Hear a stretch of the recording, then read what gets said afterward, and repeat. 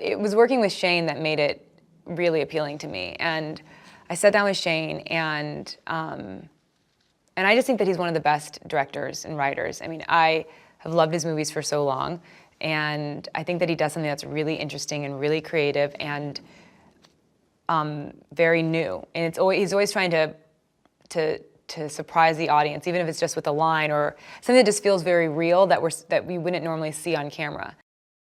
Dr. Casey Bracket is the top in her field. She is an evolutionary biologist. She is essentially a scientist who researches how creatures change and adapt. And she has been in the CIA and the government's basically list of top people to go to if there was ever contact with intelligent life forms. And so this is something she's been waiting for her entire life. Not knowing if it's ever going to happen, but she goes through the whole process, and they bring her in and they go through the whole thing, and it's been years, and she's, living her life, and all of a sudden the call comes through.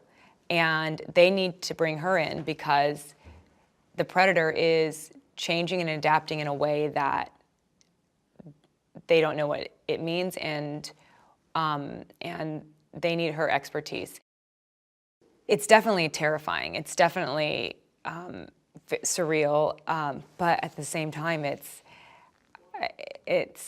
ignites something inside of her. It's completing something inside of her that, this is the epitome of what she studies.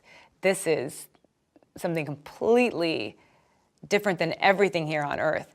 And that is very exciting for her, but she's running for her life.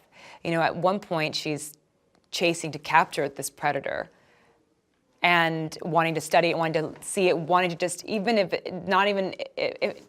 no one ever sees her research, it's just for her. She wants to be up close, communicate, talk with it, touch it, see it. But, at the same time, her life is in danger, and she's got to run for her life. The first time that I actually got to see the entire predator fully put together with the mouth and then everything's moving was on set. We were filming something, and then they brought the cast into this other room just to see. And it was wild. I had no idea how alive and real it would be. It's identifiable in a human way as well. I mean, it's got arms and legs, it's got a head, so there's something very familiar about it, but at the same time, it's like nothing we've ever seen before. You think that you know an opponent. You go up against another human, you know what their capabilities are. And you look at this predator, and it's got arms and legs and the head, and it seems like it would be human-like, but of course, it's not, and its strengths and abilities are so far beyond anything that we could even think about. And I think that's what makes it so terrifying, is that it's so familiar, yet we have no idea how to deal with it and how to survive it. Being on this set